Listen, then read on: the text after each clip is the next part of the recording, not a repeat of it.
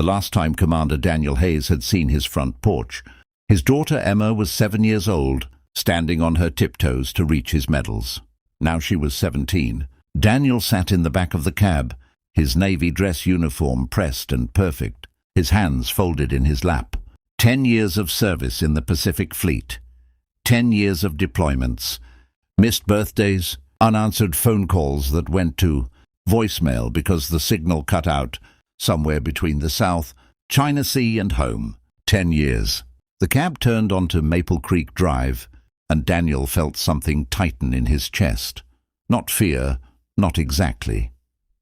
Something older, something that felt like hope wrapped in broken glass. The house looked smaller than he remembered, or maybe he had just grown larger, carrying the weight of everything he'd missed. He didn't call ahead. He wanted to surprise them. His wife, Carolyn, his daughter, Emma. He had imagined it 100 times on the transport flight home. Carolyn opening the door, her hand flying to her mouth, tears streaming down her face. Emma running across the lawn barefoot the way she used to when she was little. He paid the cab driver, grabbed his duffel bag, and walked up the path. The flower beds were different. Carolyn had always grown yellow tulips along the walkway. Now there were red roses, sharp, formal, like a garden that belonged to someone else. He rang the doorbell. Silence. Then footsteps. The door opened, and for one suspended second, Daniel didn't recognize the face staring back at him. She was beautiful. Dark hair past her shoulders, his mother's eyes, her jaw set in a way that looked exactly like Carolyn when she was about to say something difficult. "Emma?" His voice came out rough. His daughter stared at him. No tears, no running, just those steady, unreadable eyes. "Dad," she said flatly. "Mom said you might come back." Might.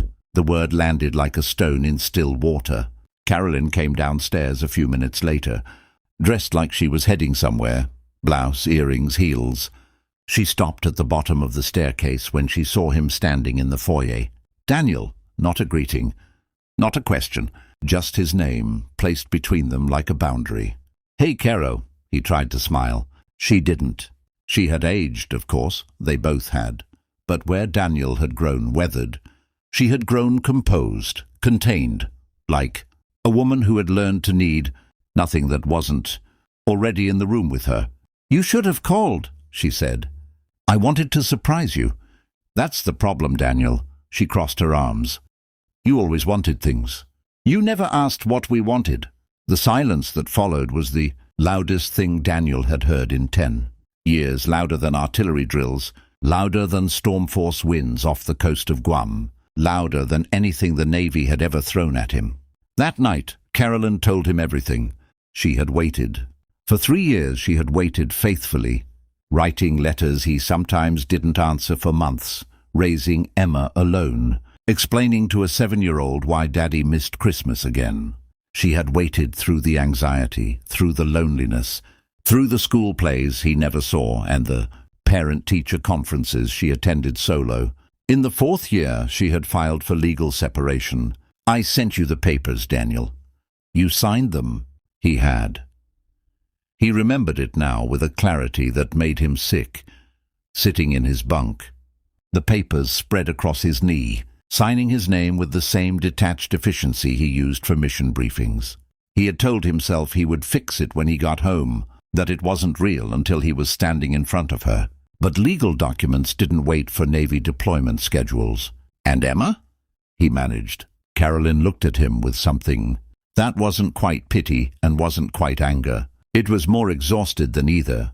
"She stopped asking about you around year 6, she said quietly. "She cried every birthday for 3 years. Then one year she just didn't, and I think that broke her more than the crying did." Daniel slept on the couch that night. He lay awake, staring at the ceiling, listening to the sounds of a house that had kept moving without him, the refrigerator humming, a dog he didn't recognize shifting in its bed by the kitchen door, the distant sound of Emma's music coming through her bedroom ceiling. He had spent a decade protecting a country. He had forgotten to protect his family. The next morning, he was awake before dawn. Old habit. He made coffee, found the mugs in the same cabinet they'd always been in, and sat at the kitchen table in the grey early light. Emma appeared at 6:15, hair messy, hoodie pulled over her pajamas, clearly expecting an empty kitchen. She stopped when she saw him. "You're still here," she said. "I'm still here." She hesitated. Then she crossed to the coffee maker, poured herself a mug, and sat down across from him. They sat in silence for a long moment. "I used to have this whole speech," Emma said finally, staring into her mug, "about everything I wanted to say to you if you ever came back. I had it memorized by the time I was 12. What happened to it?" She looked up. "I forgot it. Somewhere around the time I stopped rehearsing it." A pause. "I think I stopped being angry and just became sad." Daniel felt something crack open in the center of his chest. "Emma, I don't want an explanation," she said quickly. "Not yet. I'm not ready for that." She wrapped both hands around her mug. "But I also don't want you to disappear again. So I'm asking you, and you need to actually answer me honestly, are you staying?" He looked at his daughter, this stranger who had his mother's eyes and a spine of steel. She had built entirely without him. "Yes," he said. "I'm staying." "Then prove it," she said simply. "Don't tell me. Prove it." It took 3 months before Carolyn agreed to have dinner with him. A quiet restaurant in town, neutral ground, no expectations. They talked for 4 hours, not about reconciliation, about Emma, about the years in between, about what he had missed and what she had survived. It took another 2 months before Emma let him drive her to school. It took 6 months before she texted him first. "Hey, there's a game Friday night. You don't have to come, but you can if you want." He came. He sat in the bleachers in the cold November air, surrounded by families who had never missed a single Friday night, and he watched his daughter play soccer with a fierceness that made his chest ache with pride. She scored in the second half. She didn't look at the stands. She never did. Emma had learned not to look for people who might not be there, but afterward, walking to the parking lot, she fell into step beside him without being asked. "You actually came," she said. "I said I would." She was quiet for a moment. Then, very briefly, she leaned her head against his arm. 1 second, maybe 2. Then she straightened up and pulled her car keys from her jacket pocket. "Same time next Friday," she said. Daniel Hayes had earned medals for valor. He had navigated through typhoons and geopolitical crises and the kind of decisions that kept generals awake at night.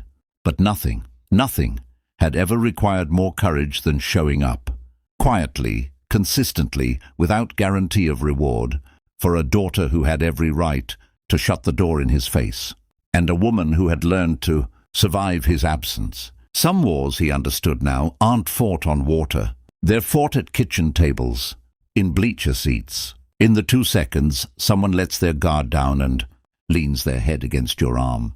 He wasn't going to miss another moment. Not one. If this story moved you, drop a in the comments and subscribe to Soul of Kindness, because some stories need to be told, and you deserve to hear everyone.